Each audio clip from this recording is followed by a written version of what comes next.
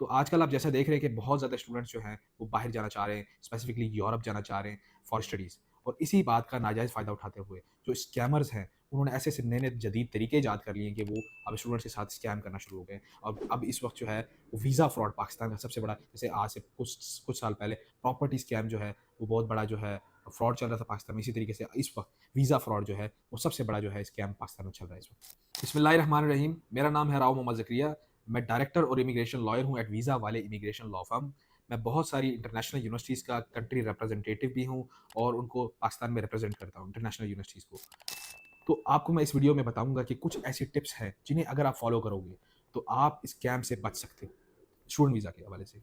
तो सबसे पहले कि आपने जब भी अपना स्टूडेंट वीज़ा का प्रोसेस करना है, तो आपने हमेशा उस एजेंट के पास जाना है जो कि यूनिवर्सिटी का ऑफिशियल रिप्रेजेंटेटिव हो। फॉर एग्ज़ाम्पल अगर आप क्रोएशिया का अपना स्टूडेंट वीज़ा प्रोसेस करवाना चाह रहे हैं, तो आप हमेशा उस कंसल्टेंट के पास जाएँ जो कि उस यूनिवर्सिटी का ऑफिशियल रिप्रेजेंटेटिव हो। फॉर एग्ज़ाम्पल वीज़ा वाले क्रोएशिया की यूनिवर्सिटीज़ के ऑफिशियल रिप्रेजेंटेटिव हैं, तो आप प्रोसेस स्टार्ट कर सकते हैं वहाँ से। वहाँ से क्या होगा कि आपको एक सेफ मिल जाएगा कि जो आपका प्रोसेस इनिशिएट कर रहा है, उसका प्रीवियस एक रिकॉर्ड है कंसल्टेंसी में, वो पहले भी प्रोवाइड करता रहा है, तभी तो ऑफिशियल रिप्रेजेंटेटिव है एक यूनिवर्सिटी का। नंबर सेकंड कि आपने जो है वो हमेशा अपनी ट्यूशन फ़ी किसी भी एजेंट कंसल्टेंट को उसके हाथ में नहीं देनी। आपने यूनिवर्सिटी को डायरेक्टली ट्यूशन फ़ी पे करनी है, अपने अकाउंट से, बैंक अकाउंट से। क्योंकि खुदा ना ख़ास्ता अगर आपका वीज़ा रिफ्यूज़ होता है, तो हमेशा ट्यूशन फ़ी रिफंड उसी अकाउंट में होती है जिस अकाउंट से आप पे करोगे। अगर आप एजेंट को दोगे ट्यूशन फ़ी, वो बेशक पे ना भी करे, अगर वो पे कर भी देता है तो वो रिफंड उसी के अकाउंट में होगा और वो बताएगा नहीं आपको कि भई रिफंड आ गया है, नहीं आ गया, वो आपको रिफंड नहीं करेगा इन सिंपल वर्ड्स।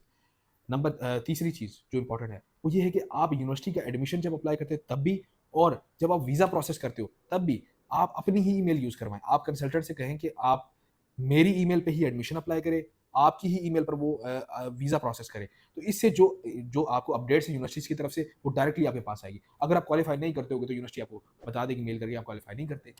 इसके अलावा अगर आपका वीज़ा रिफ्यूज़ होगा, एक्सेप्ट होगा, रिजेक्शन की क्या रीज़न्स है, ये भी आपकी ईमेल पर एम्बेसी आपको बताएगी। तो ये जो बहुत सी ये ऐसी ऐसी छोटी गलती कि एजेंट अपनी ईमेल बनाकर वो अप्लाई कर देते हैं, यही सबसे बड़ा जो है वो फ्रॉड कर रहे होते हैं आपके साथ। दूसरी चीज़ कि मोस्टली 99% कंट्रीज़ में स्टूडेंट्स को बैंक स्टेटमेंट की ज़रूरत होती है। बहुत सारे कंसल्टेंट जो हैं ख़ुसूसन हमारे केपीके और कश्मीर वाली साइड पर, वो ऐसे-ऐसे कंट्रीज़ जहाँ पर बैंक स्टेटमेंट मैंडेटरी है, तो उन कंट्रीज़ को भी जो है वो कह देते हैं कि बैंक स्टेटमेंट इसमें रिक्वायर्ड नहीं है और जाली बैंक स्टेटमेंट लगा देते हैं। तो एक चीज़ याद रखें कि बैंक स्टेटमेंट के बगैर स्टूडेंट वीज़ा पॉसिबल नहीं है। तो आप कोई भी ऐसे एजेंट जो कि आपको कह रहा है कि भई आप बैंक स्टेटमेंट के बगैर वीज़ा अप्लाई कर सकते हो, तो ऐसा बिल्कुल नहीं करना। ये सिर्फ़ 4 टिप्स अगर आप फ़ॉलो करते हो, तो आप अपने लाखों रुपए वेस्ट करने से बचा सकते हो, फ्रॉड स्कैम होने से बच सकते हो आप।